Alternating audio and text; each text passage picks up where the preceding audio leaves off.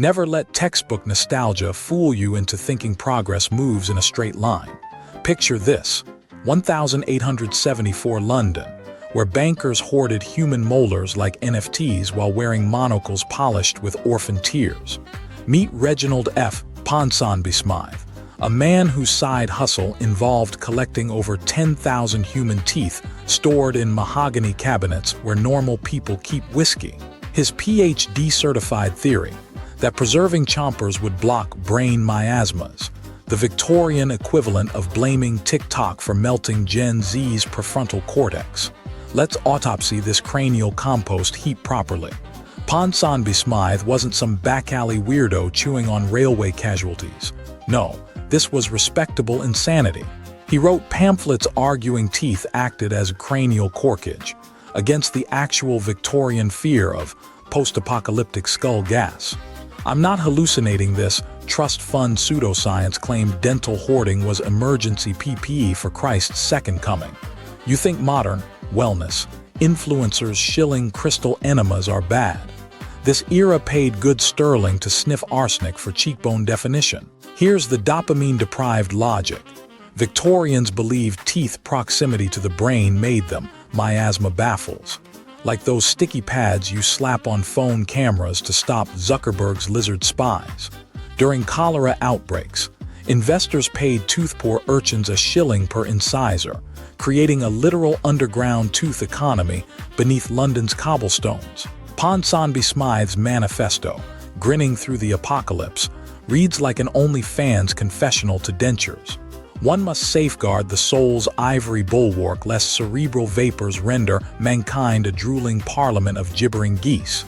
Translation: I've got 6 tons of molars and severe latent psychopathy.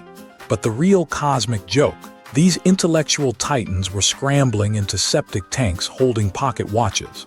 The brain miasma myth stemmed from actual doctors arguing teeth could telepathically summon sewer plagues. Modernize that delusion and it's Elon Musk trying to blockchain his hair plugs as NFT grime filters for Martian dust storms. Ponsonby-Smythe died penniless, not from miasmas but mercury poisoning from his tooth polishing solution. And today, we've upgraded from cabinets of molars to crypto bros stockpiling JPEG monkeys while microplastics colonize their prostate. Humanity's greatest consistency, taking niche insanity, putting it in a top hat and calling it visionary. My ex-wife still hoards commemorative Prince Charles tea cozies for the inevitable peasant uprising, same mental virus, different tea chalks. So next time you floss, remember Victorian bankers scraping tartar off plague victims convinced they could outsmart God's pandemic DLC. Your skull is still screaming and so Dr. Crispin Bone Tumbler Quackenbush enters stage left, clutching his doctorate from Edinburgh's Institute of Made-Up Sciences. This walking taxidermy accident pioneered dental archaeometry, a term he invented by smashing Greek roots together until they sounded expensive. His seminal paper on the subocclusal resonance of molar crypts in post-revolutionary France was just 300 pages of him tracing his own bite marks onto parchment while high on chloroform. But the real grift, authenticating Napoleon Bonaparte's alleged molar, a brown pebble he bought from a Parisian sewer cleaner for 2 francs and a handjob. Quackenbush's sales pitch: Caesar's triumph resided not in tactics, but root geometry, convincing bankers this rotten incisor could boost their sperm count if strapped to their thighs like a meat Geiger counter.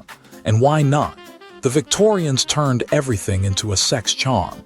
I once found my aunt wearing a desiccated bat ovary as a fertility brooch. These tooth barons weaponized pseudo-academic sludge to launder credibility. Exhibit A, the Journal of Dental Psychography, actually a pamphlet Quackenbush printed in his brothel's basement, featuring peer-reviewed articles like Do Teeth Dream of Electric Miasmas? And ads for walrus tusk wedding bands. Modern parallel. Instagram influencers selling detox tea with the word quantum slapped on the label. Same fecal matter, different chamber pot.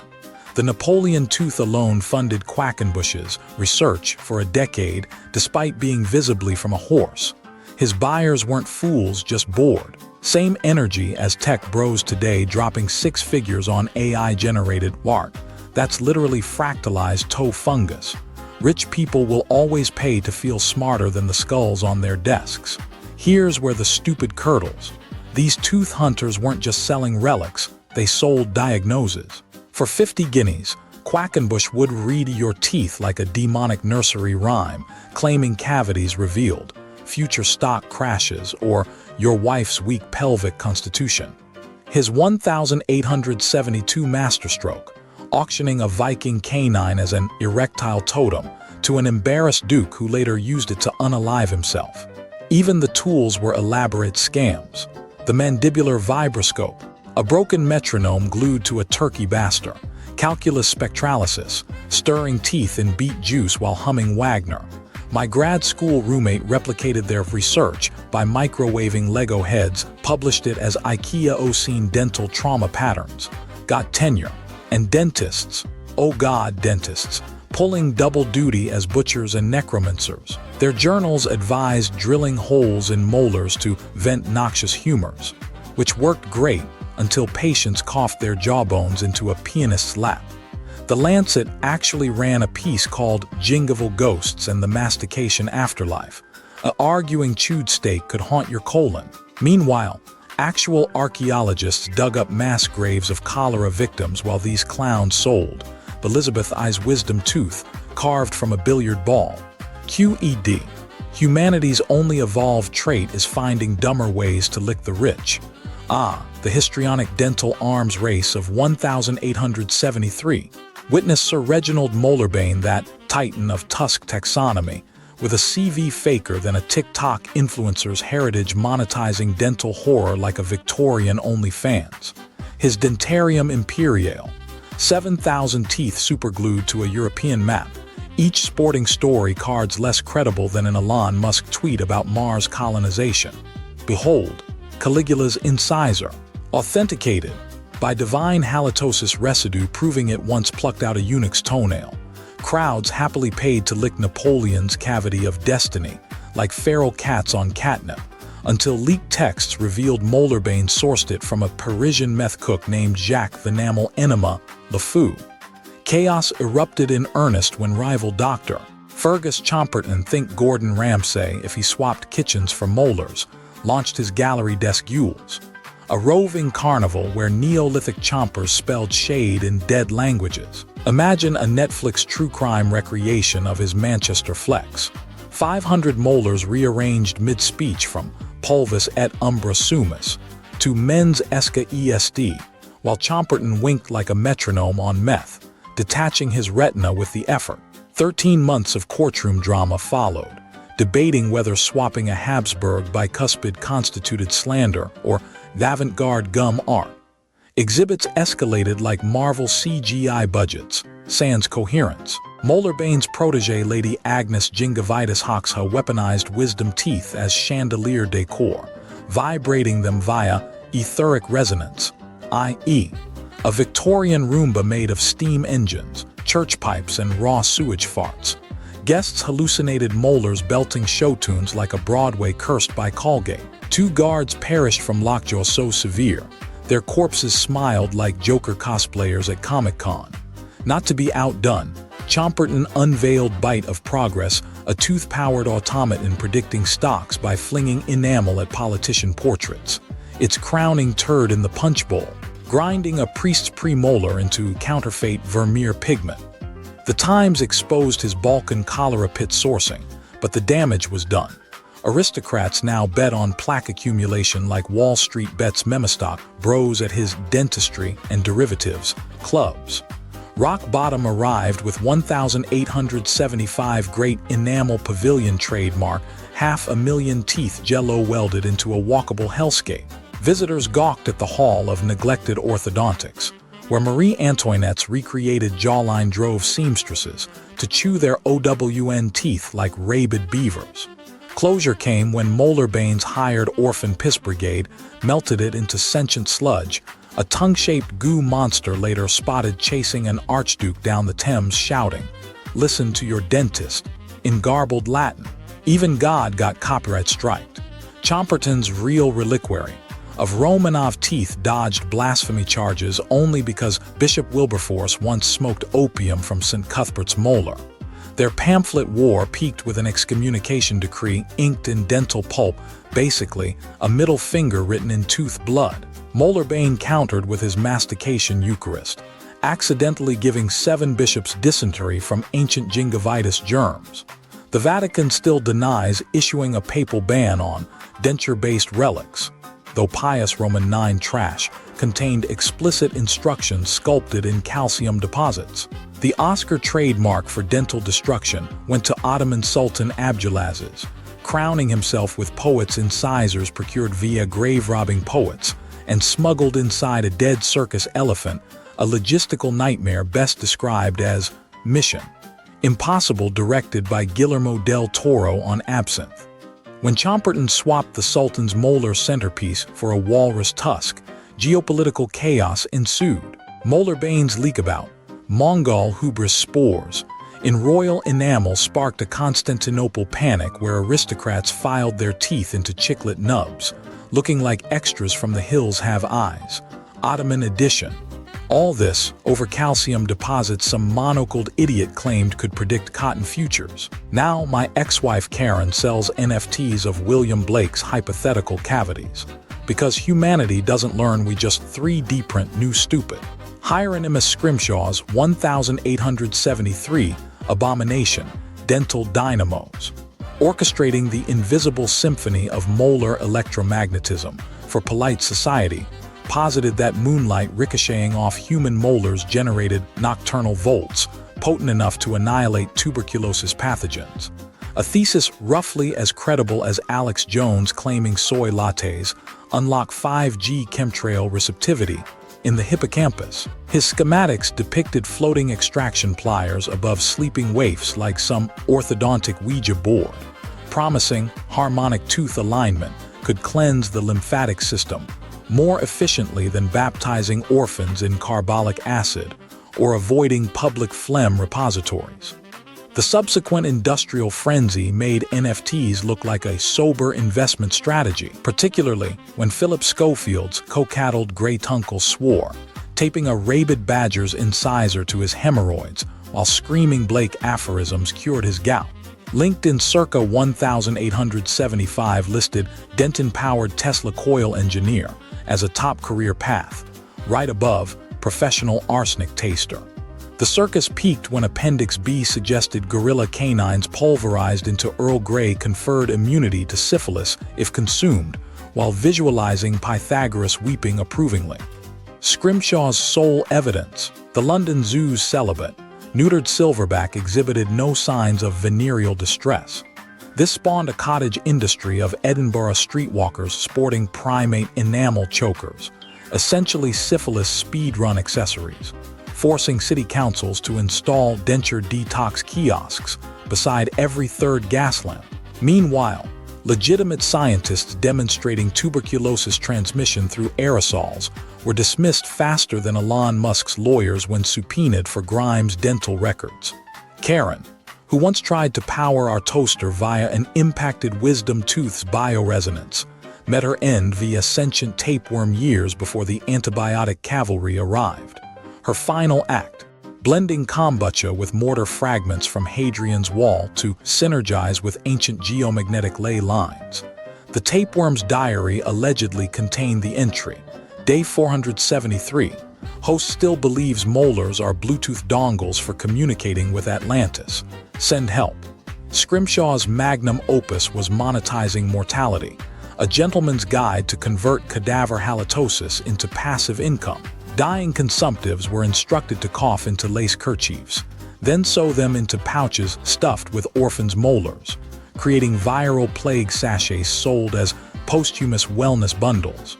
Grave robbers morphing into Victorian fabletics offered monthly, tuberculous tooth subscription crates with flavor text like Little Mary's canine halted cholera in Bristol. During Brighton's epidemic, grifters hawked immunity lockets containing teeth from victims who'd outlived 2 prime ministers, the wellness grift equivalent of Rudy Giuliani's Four Seasons Total Landscaping press conference. Dr. William Farrar of the Royal Society disproved scrimshaw by proving concentrated moonlight couldn't sterilize a bowl of oatmeal, let alone syphilis spores. His paper was rejected after the Lancet editor's mistress claimed Marie Antoinette's molar cured her gout. Scrimshaw retorted by mocking Farrar as a man so intellectually bankrupt he thinks molars require peer review rather than raw belief. The Crescendo, a Leeds mill worker, convinced stallion incisors conducted moral rectitude frequencies, inserted one urethrally to purge gonorrhea. Surgeons removed it alongside 40% of his dignity and his ability to ever enjoy a carnival ride again. He sued for inadequate spiritual dentistry schematics, settling for sixpence, and a coloring book titled Please Stop Using Teeth as USB Drives. Over 80% of readers abandoned the text by page 5, including the Archbishop of Canterbury, who'd blessed Scrimshaw's holy masticatory currents before realizing it clashed with transubstantiation dogma. He compromised by declaring dental electromagnetism, awarded to Anglicans by God, but probably on loan from Rome. The text remained mandatory Oxford reading until 1922, longer than it took doctors to stop prescribing heroin for teething infants. The last surviving copy sold to a crony of Epstein's dentist who believed mercury fillings contained encrypted coordinates to Atlantis. Karen's ghost now streams TikTok sermons through a Pomeranian's gold-capped canine. Humans haven't evolved. We've just upgraded from placebo dentures to Timothée Chalamet's sweaty gym towel NFTs. The moral: grift endures when narcissists view their corpses as renewable energy sources. Pardon me, I must bid on grinding Greta Thunberg's baby teeth into climate anxiety-reducing tooth powder. 5 months to the day after Karen's Pomeranian became a thought leader, Silicon Valley started calling medieval torture optimized biointerface maintenance. We've now reached peak clownpocalypse, where tech bros shill wasabi mouthguards promising IQ gains through mandibular exfoliation, which translation software decodes as virgins sterilizing themselves for clout. My crypto-brained coworker Chad won't shut up about quartz chewing rebooting his telomers, yet still emails PowerPoint decks as 73 separate JPEG and microwaves his AirPods for inductive charging. Check his LinkedIn. Quantum enamel strategist stares back, completely unironic. The Victorian to modern grift pipeline flows smoother than Alon's hair plugs. We swapped scrimshaw carvings promising electromasticatory divinity for Goop's chakra-aligning jade vaginal eggs now with 20% more septic pelvis syndrome. Your great-great-grandma shoved horse teeth into syphilis-rotted gums. You're getting $12K tungsten implants leaking cobalt into your jugular. Marketed not as a design flaw but metallic transcendence, the Theranos of dentistry. My former lab partner blew his NIH grant installing Fitbits in his molars to gamify glycolysis. Now, he's screaming outside Giga Texas about Bluetooth fillings tracking his mastication K/D ratio. Witness the unholy trinity of modern scams. 1. Verbs stolen from discarded nature journals. 2. Credibility borrowed from Alon's deleted tweets. 3. Blame shifted to victims. Low vibes now the cavity cavalry's pivoted to Web3, claiming calcium deposit NFTs will moon when decaying incisors collapse fiat currency. I found a Reddit thread urging users to floss their colons with fluoride-free silk, to purge Schwabira nanobots. Darwin's rolling in his grave while natural selection shrugs like Air Bud rules apply now, apparently. Philly PD just busted an influencer injecting crushed baby teeth into her forehead for collagen scaffolding. The presiding judge last seen throwing his router into the Schuylkill to stop 5G mind control, sentenced her to decalcify prison salads using only her tongue. Naturally, she's monetizing the trauma via Substack, sponsored by Grindr-funded dental probiotics. At least Victorian hucksters had the decency to know they were con artists. Modern grifters wrap their snake oil in Patreon-exclusive trauma porn. The Fire Festival meets Goop's vagina candle aisle. Behold our main character, The wellness Willy Wonka, who looks like if Martin S.H. Crowley binged ayahuasca, pitching his charcoal toothpaste as privilege detox. His factory smells like a Staples dumpster crossed with a Burning Man porta-potty, where unpaid interns mix baking soda with Epsom ink, sold out in 11 minutes to people who unironically say vibrational alignment. Final proof we're devolving. 19th century tooth merchants died from mercury poisoning at 38. Today's biohacking ghouls survive to 80 through actual modern medicine while crediting their longevity to taping moldy Herkimer diamonds to their molars. Our only evolutionary leap, perfecting the art of monetizing our own gilded Stockholm syndrome.